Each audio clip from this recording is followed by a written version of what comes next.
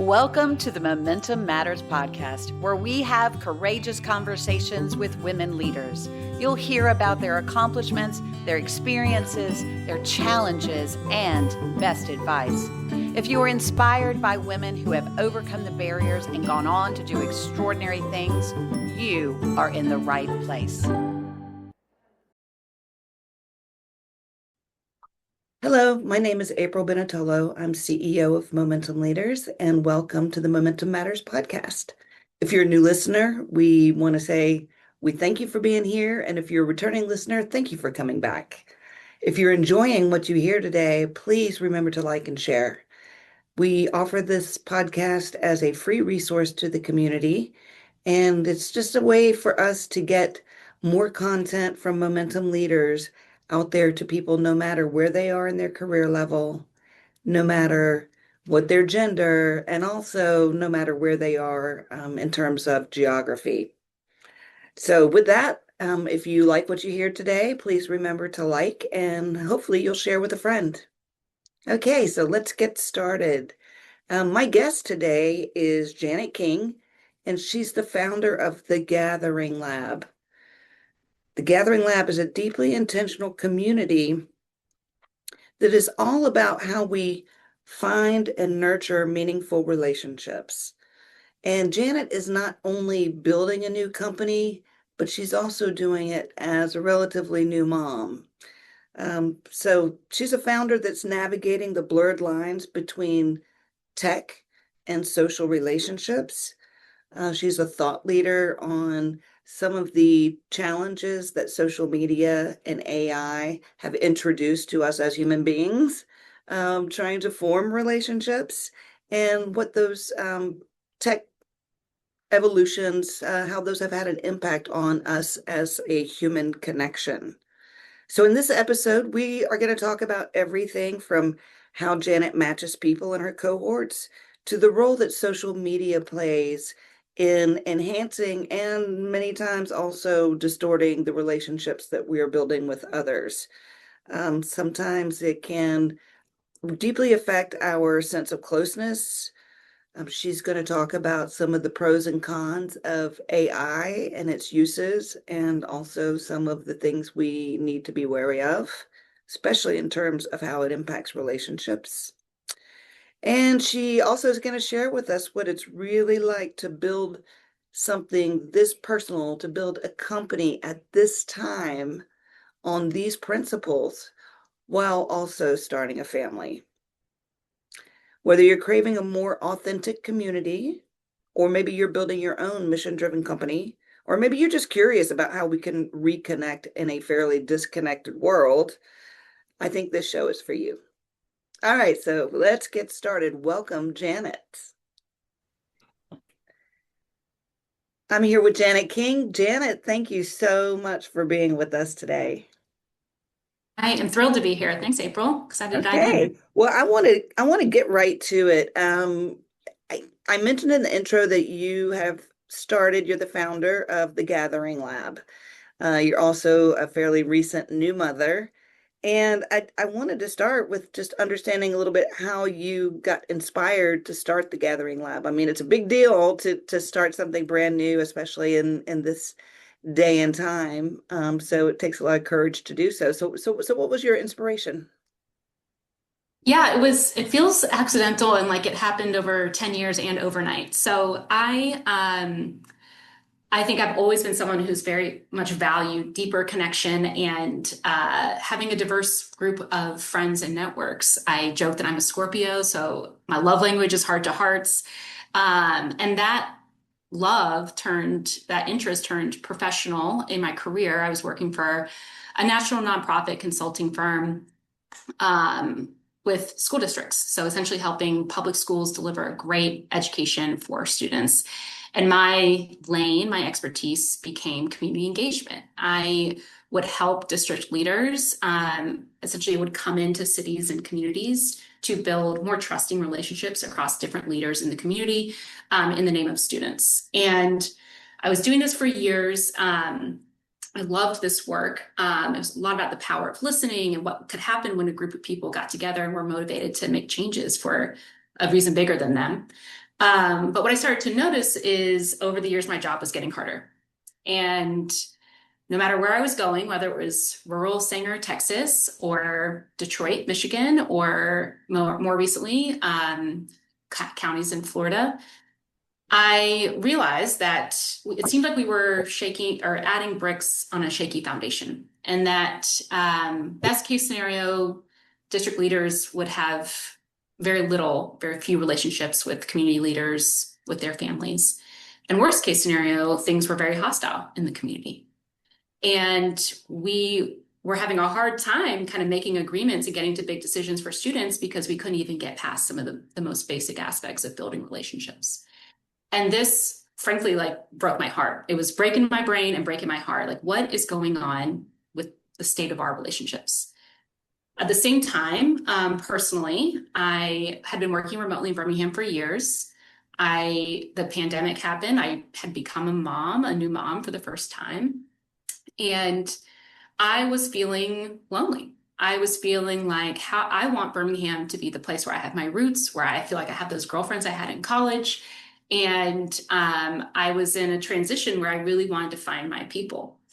And I joined junior boards. I went to networking events. I did the coffee chat circuit, and it just felt very time consuming and really hard to break past the surface level and really find my crew for this stage of life. And so those two worlds converged about 2 or 3 years ago, leaving me with this really big burning curiosity around what's happening with our state of connection. And that led me to launching the Gathering Lab, which is a story I'm sure we'll get into, and the quest I've been on since. But it's really been a labor of love to answer that question: what is going on with our relationships, and what can we do in the modern world to build stronger ones?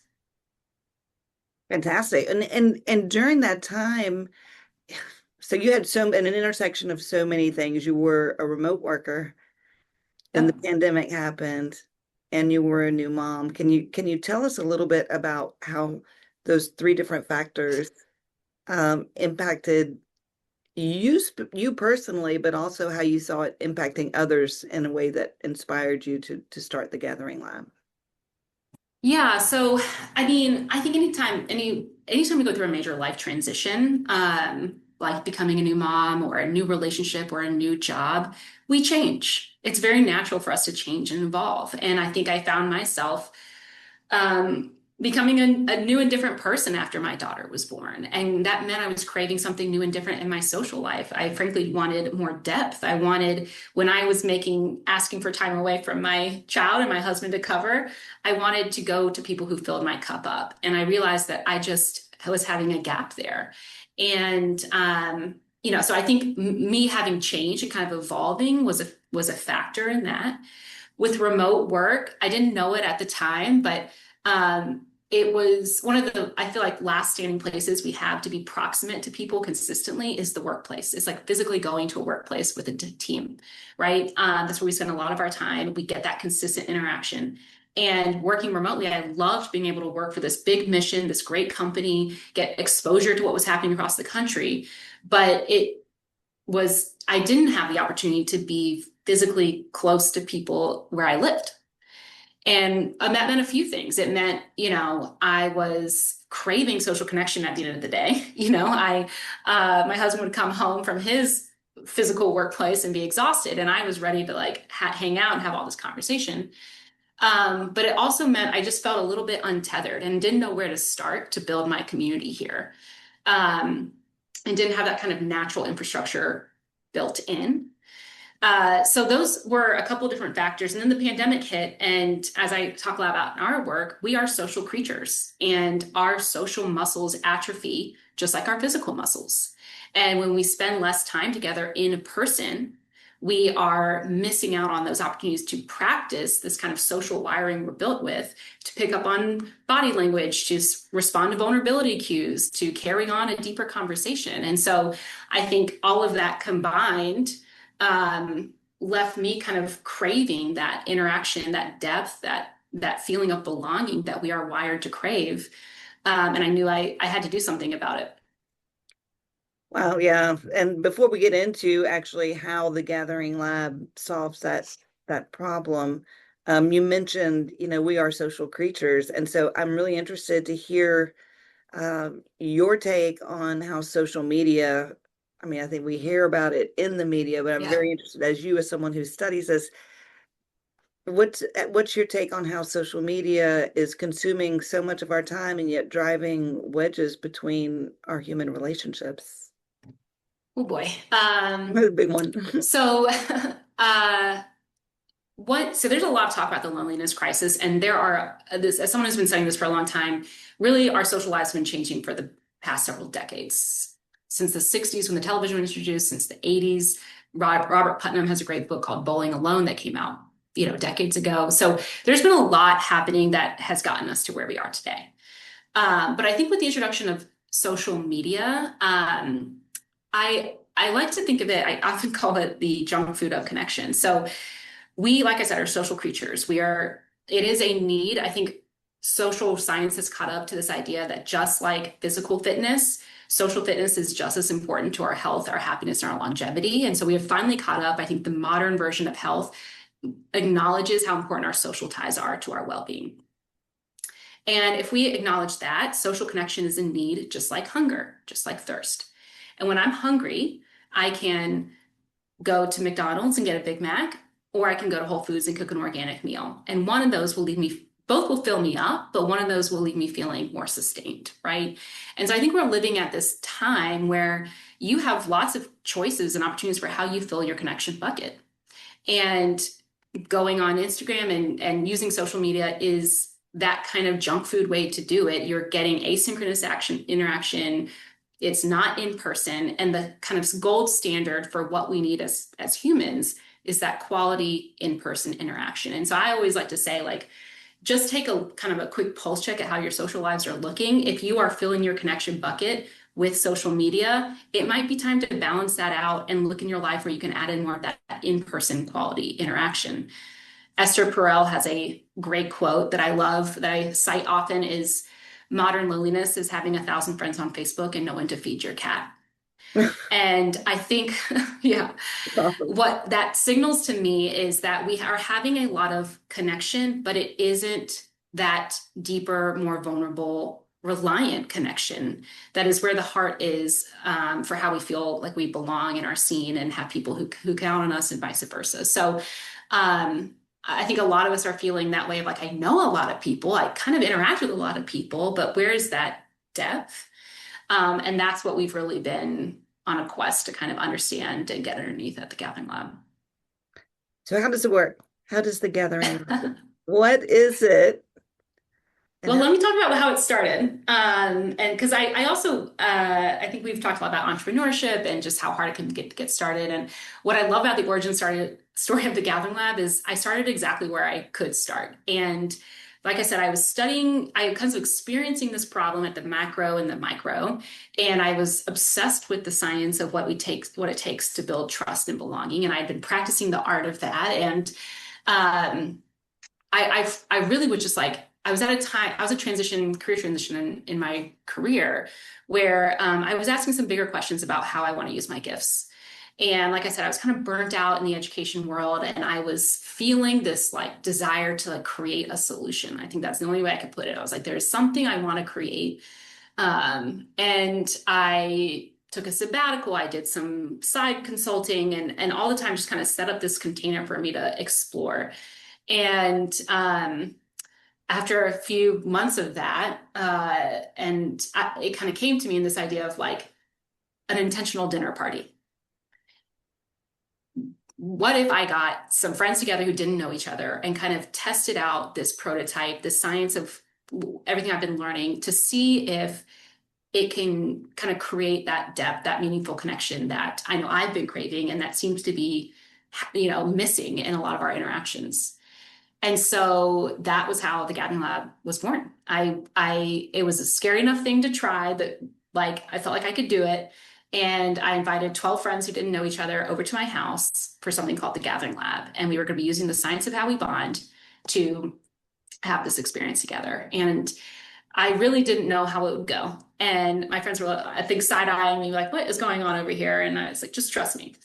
And so I had this, it was a Sunday night, I can remember it vividly. And I had this group go through my little activities um, and I kind of thought like that would be that. And I started talking to people after that, just to get their feedback. And they're like, I've already told 5 friends about it. And you have to do another one of these. And so then they told their friends who wanted to come. And so I was having these Gathering Lab dinners in my house with more and more strangers. And it was really always meant to be a way for us to more organically get beyond the surface level in a way that didn't feel forced or cheesy, but got us to that level of connection that we are craving. And so that's how it started, these dinners. And eventually, I put it out kind of on LinkedIn. I said, I'm doing these dinners. If here's kind of what we're learning and thinking about. And if you want to participate, sign up for this on this wait list. And we had, I think, like 250 people sign up for the wait list in Oh Birmingham my and beyond. gosh. Yeah. And so that told me I was onto something, right? It was kind of a green light to say, there is something here. And when you build a profile with us, one of the questions I asked is, why are you interested? Is it that you want to kind of meet more people? Do you want to meet different people? Do you want to go deeper? And the top reason why people were applying is they wanted more depth in their network. They wanted more meaningful connection. So that was how we took off. And then as more people experienced it, people started to come to us to say, hey, we could use this in our workplace, or we could use this in our church. And what I was surprised by was kind of the breadth of this challenge, and that really we were struggling to connect with each other and go beyond the surface level in a lot of our spaces.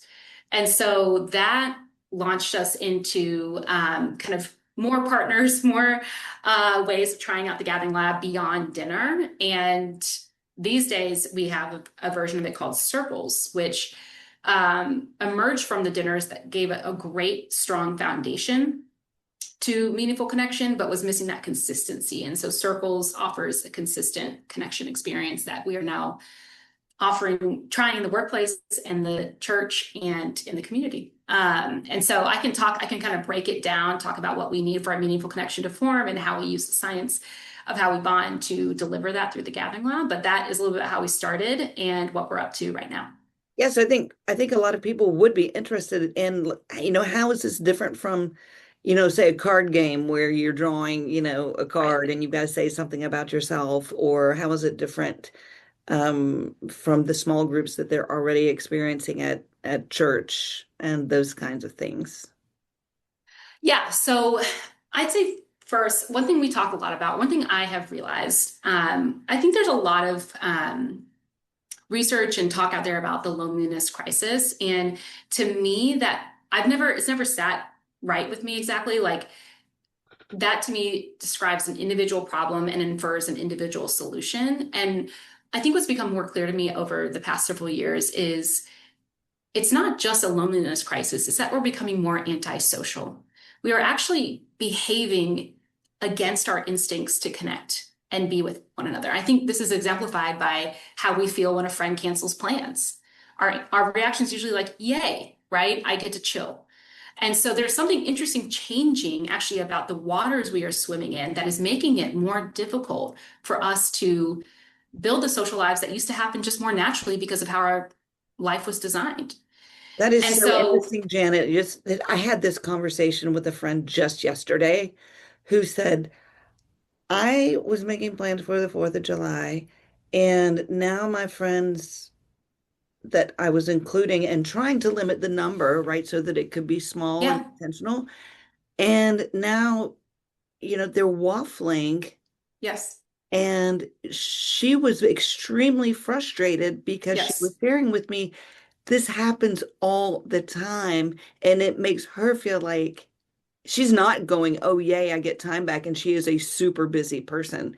She's experiencing that and saying, what's wrong with me? Or what's wrong with yes, them? Why is everybody so uncommittal? yes, So yes, I feel you her touch a pain. I think nerve if you there. are Yeah, if you are a gatherer and organizer these days, you are frustrated because people do not commit, or they commit very last minute, or they say they're coming and then they don't. And so these were all cues to me, like something is going on that's changing around how we honor and interact with each other socially. And I think one of the big, I don't know, hard pills to swallow that I like to name in our work is that we don't need each other anymore. We used to have to build community because that is how we survived. Mm. That is how we relied on each other. We needed to have a group of people who would help share resources with us, who would help, we could go to for help, we could collaborate with. With technology, with how we've advanced, you can actually get by, you can have a pretty full life without close friendships or community. We just don't need each other the same way. Yeah. We And used what to have to find someone who knew how to build a bench to show us how yes, to build a before you bench could, or to repair right. a carburetor or to make a lasagna. They would have to show you. And now it's just like, well, here's how I do it, but you should Google it. Or you can have it Amazon Prime to your house in a day, Yeah. right? And or even getting a ride to an airport. We used to have need friends for that. Mm. And then finally, kind of the last standing way that we really knew each other was for entertainment. We were bored, right? So we would have parties, we would have card games. My grandma was part of a bridge club, right? Like that was our leisure time was spent together. But with the introduction of television and now streaming, you could watch Netflix for the rest of your life and never run out of content. And so we really just don't need each other anymore in the same way. And I think what that has meant to me is French maintaining friendship and community is much more of a choice. It's much more of an opt-in than it ever has been before, and it's easier to opt out of it. And so this might help your friend, have started taking it less personally that not everyone is opting into friendship and community these days. In a world where there's so many different priorities, things you can prioritize, it falls to the back burner for a lot of people. And that's where Let we me are. ask you, do you see a difference across different demographics? And I'm thinking primarily in terms of age here. I can see in my own children who are young adults, that I have one that uh, actually both are starting to disconnect from the social media that they were once so addicted to. And I hear them ask for things like, I want a digital camera for Christmas. I'm like, you want a digital Mm. camera? You have a phone that takes better pictures than any old digital camera ever could do. And they're like, yeah, but there's something nostalgic and vintage about, having a camera. I'm like, okay, whatever. But do you think that people are starting to feel that way about also getting together, like getting together for a board game, or is that not even the case?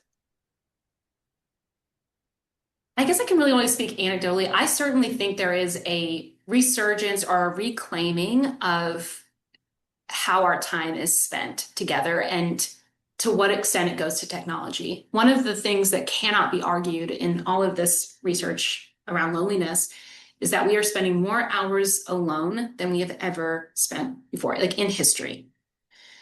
And so I think that I think the younger generation is feeling the pain of this the most, of how much cell phones have changed how we spend our time.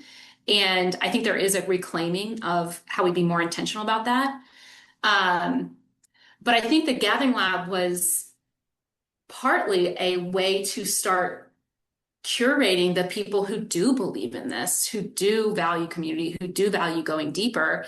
And that I think has been part of our what we've been able to offer to folks. Um, Beyond that, we want to make it easier to find a meaningful social life in an antisocial world. We want to kind of cut out the inefficiency and the barriers that get in the way. If you are a normal person in the wild, wild west of socializing now, where people will flake, where not everyone's available or has the bandwidth for a deeper connection, where people will typically stay surface level, we want to solve for those things if you are ready to solve for those things in your life. And that's what we do through circles, through kind of creating affinity, through creating guided science-backed hangouts and that consistent in-person interaction. But it really is meant to be, and it will evolve, I'm sure, as a antidote to this kind of antisocial feeling, if and when people are willing to make that choice and they want that in their lives.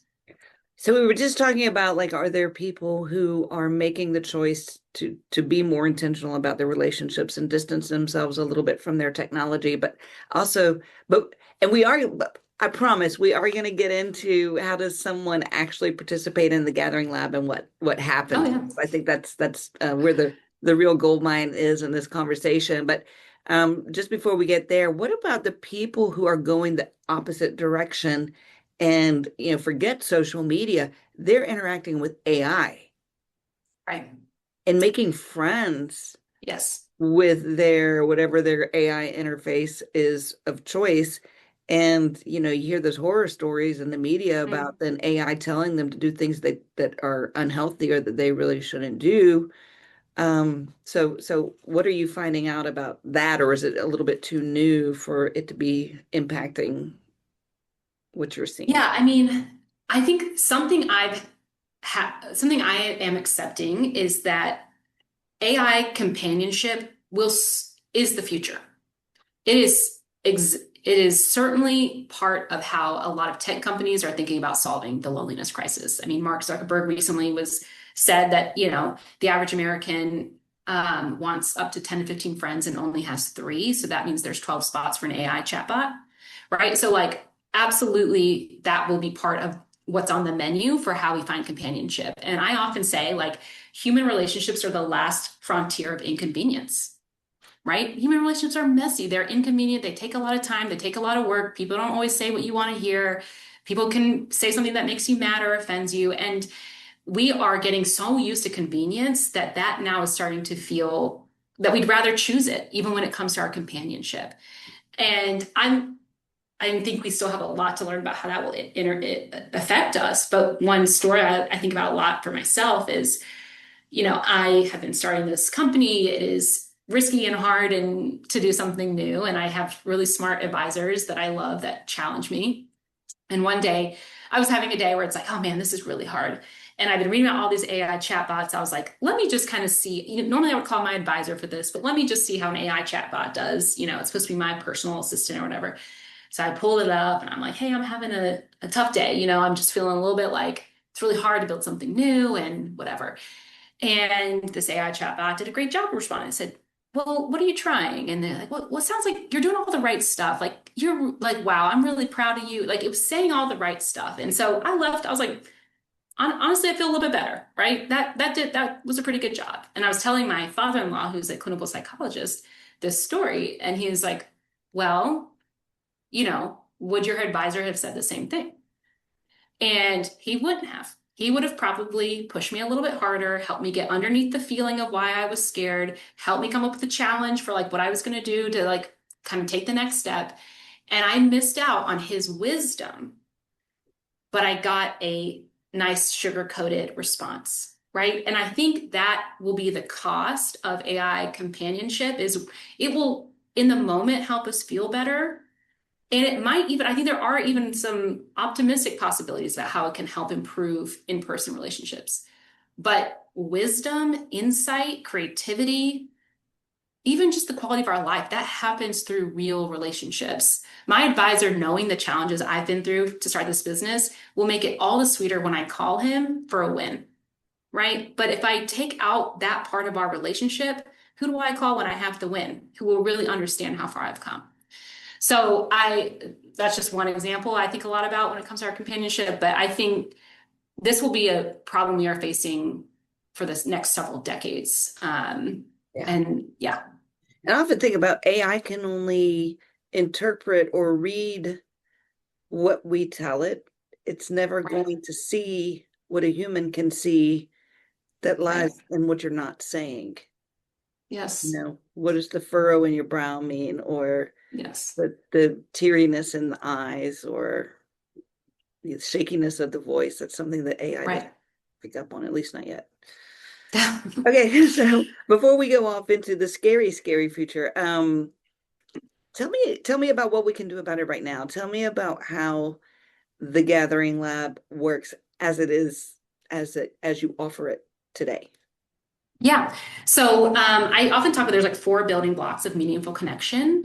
The first is a feeling of affinity. So our brains are scanning for are you like me, essentially? It's a kind of a shortcut from evolution to help us find our people, people that we can trust. And that's a really important part of building a strong connection, is that feeling of affinity.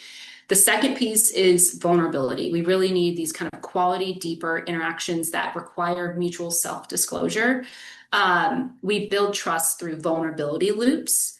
So one example, April, if we were chatting and you asked me how I'm doing, and I said, honestly, I'm pretty tired. Our baby was up all night and I'm kind of struggling this morning. Now you could ignore that. You could brush past it, or you could say, I remember those days. That's really, really hard. Do you want to go walk about it? Right. And that is called a vulnerability loop. What I just did was I opened a vulnerability signal, you received it, and you closed it. And we just built trust. And so we are doing that all day long with each other. And when they are missed, it is painful. It like physically hurts us when we aren't seen, when someone misses those vulnerability signals. But when someone receives them, that's how we build something strong. And that's work done by John Levy. He has been an inspiration here on this journey. The third piece is proximity, in-person interaction, and then finally consistency. So repeated interactions. So if that's the magic formula, we think a lot about how do we at the Gathering Lab create the conditions for those things to happen more naturally and easily. And one piece of that is we do really intentional matching. And so we typically create, without any intervention, we typically create connections or ties. You said on the surface level. without AI intervention. Yes. Without any intervention, yeah. Our brains will default to like, do you look like me, essentially? And what we do through our matching process is create deeper affinity through commonalities that we share beyond the surface level, and typically around our core values. And so we create small groups of people who see the world in a similar way or have those kind of core values, and that's how the foundation in which you build connection. Those vulnerable interactions, we sequence how a group gets to know each other really intentionally based on social penetration theory. So as friendships form, they typically follow the same patterns of the topics and what we talk about and what we disclose. And so at the Gathering Lab, we always start with this place of joyful kind of values and interest discovery about what do we have in common and what is funny and light about who each other are, what lights us up. And then we go deeper into topics. So it never feels like you're going too fast or sharing too much too fast. It's very intentionally designed to build that organic connection, that vulnerability, like I said, very organically.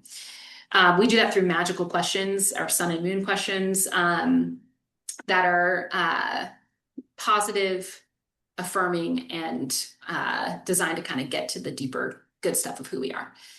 And then finally, that proximity and consistency. I think what one of our differentiators is right now is that we really prioritize and go to where we are in person, where we are interacting in person. I think there's a lot of ways and apps out there that can start with a virtual connection, and that is fine and well, but we really focus on how do we improve the quality of what we're doing in person together. And then consistency, getting those repeated. So with circles, you have 4 sessions together, like I said, that follow that pattern. And that helps with the exposure theory, which is the idea that as we get more exposed to people, we tend to like them more. So like I said, it's all rooted in the science of how we bond and kind of bringing those components together that we need. And it's really fun to watch, like the magic that happens when groups come together. We have some pretty incredible stories of what's happened. So I have so many questions. Yeah.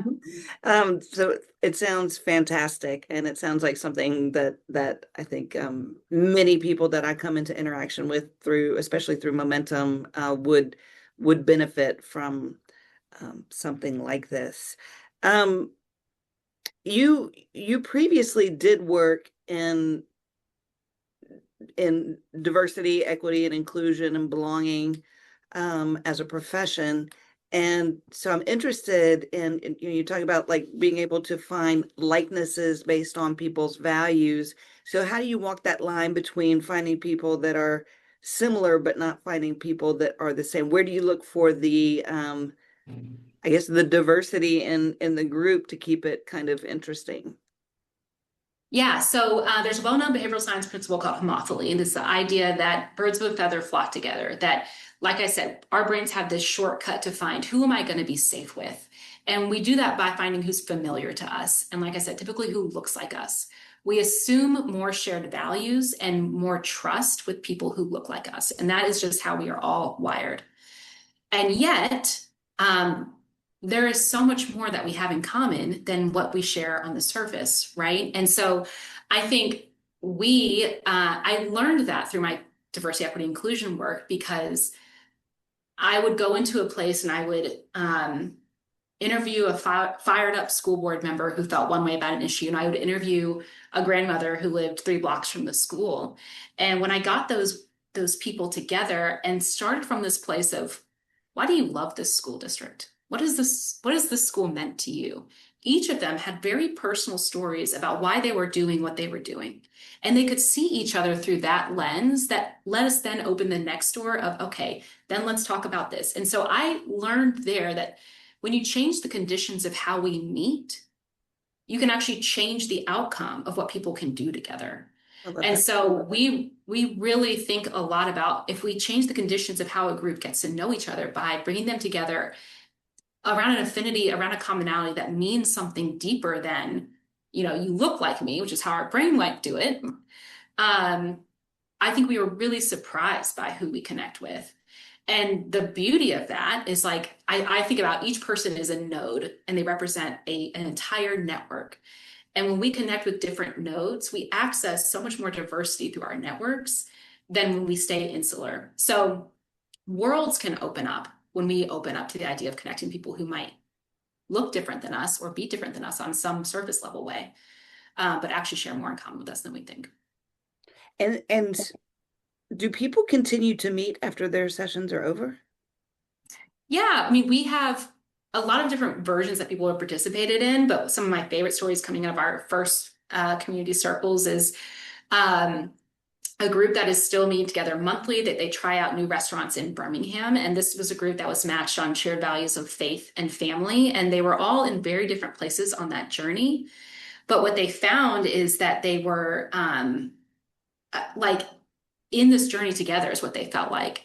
And so they have been able to keep meeting every month and be at different aspects of these kind of core values to them and learn from each other and share in their goals and their struggles and their challenges.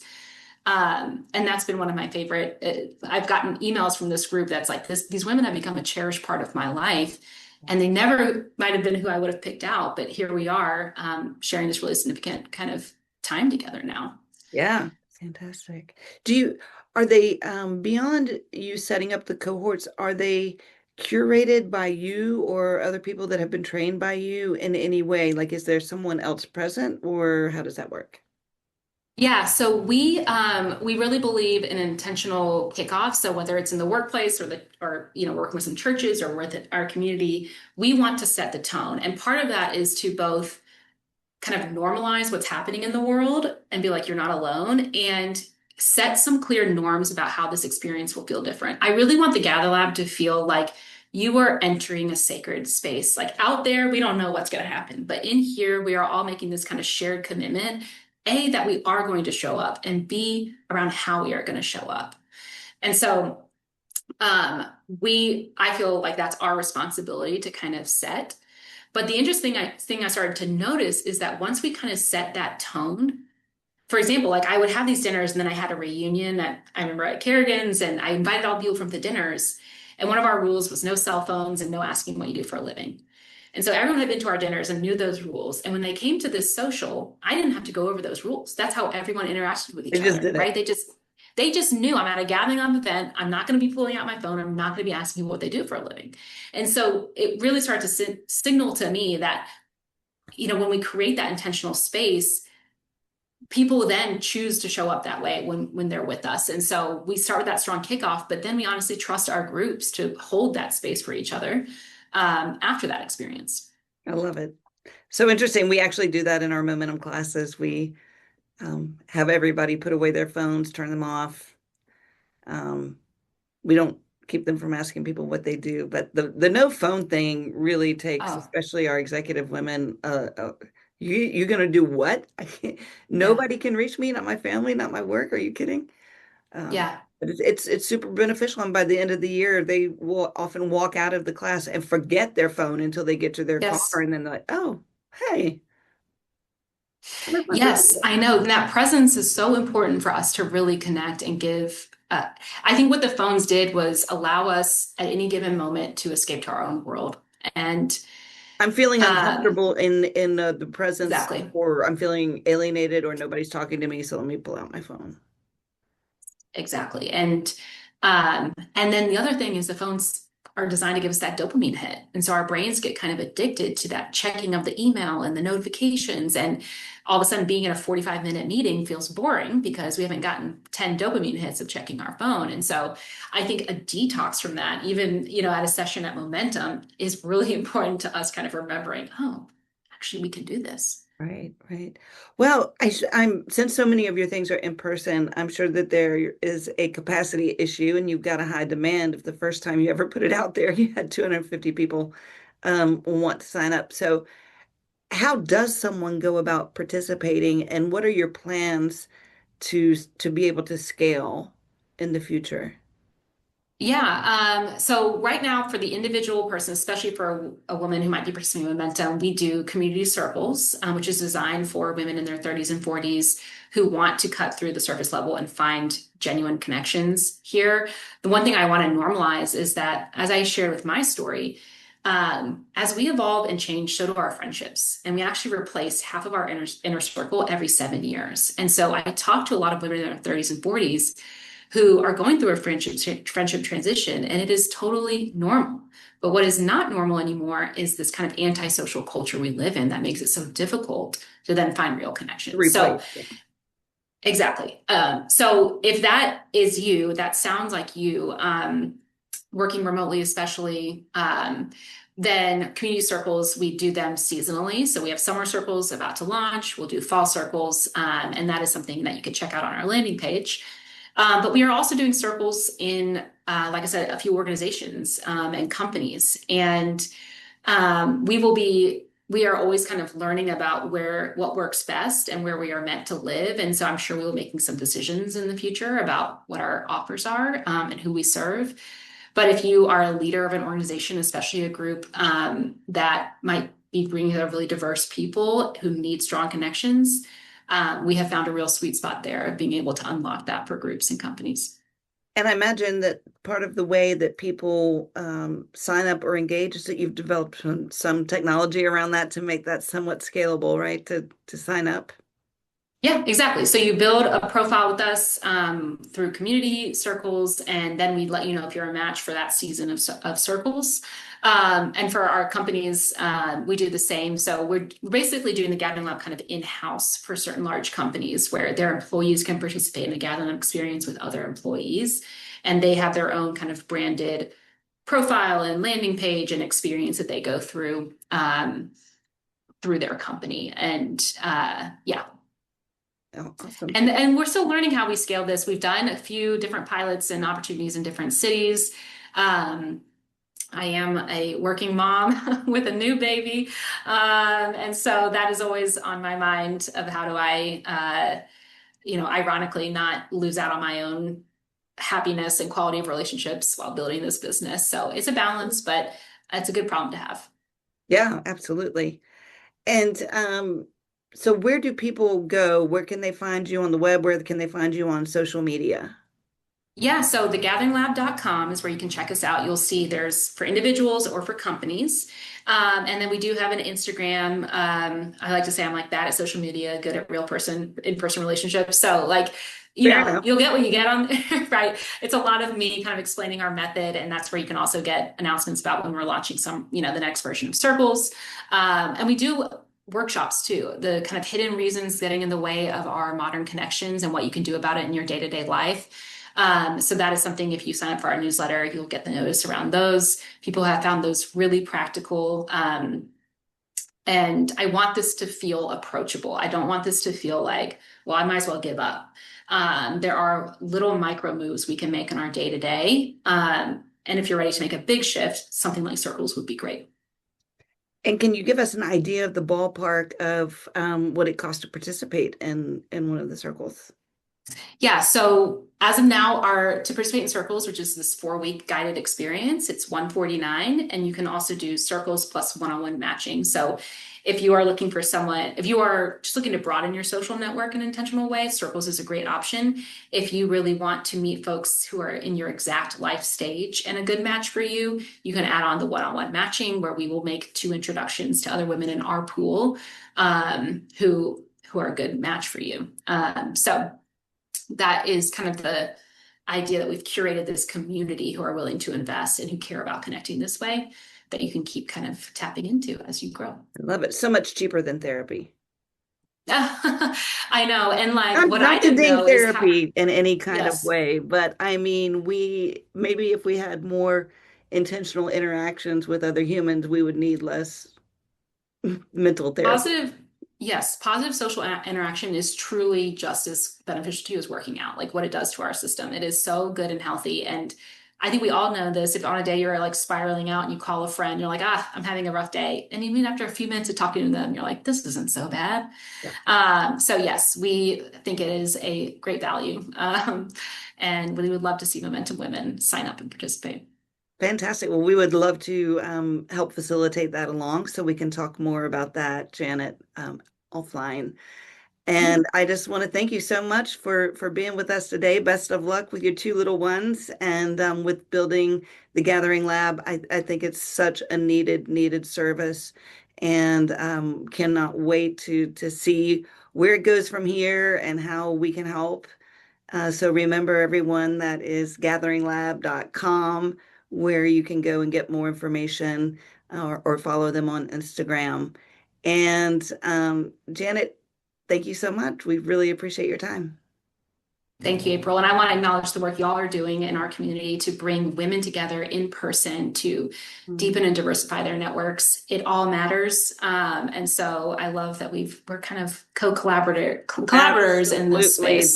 There's so much need. And that's part of what this Yes. podcast is about, is being able to reach people anywhere in their Yes. career, no matter where they live, to have a little inspiration around different aspects of their life, and to do it for free. So we appreciate you giving us your time. I know how valuable it is when you're building a company and you've got little people, your junior associates, that are the most demanding ever.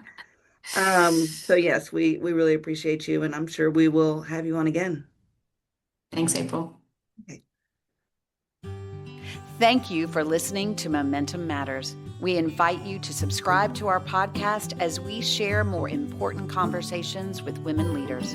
We would love for you to rate our show and share with others in your life. This episode of Momentum Matters was produced by Social U and brought to you by America's Thrift Stores, Blue Cross and Blue Shield of Alabama, Protective Life, and Regions Bank. A full list of corporate partners can be found at momentumleaders.org. We also want to thank the individual donors, Momentum members, and volunteers for their commitment to our mission.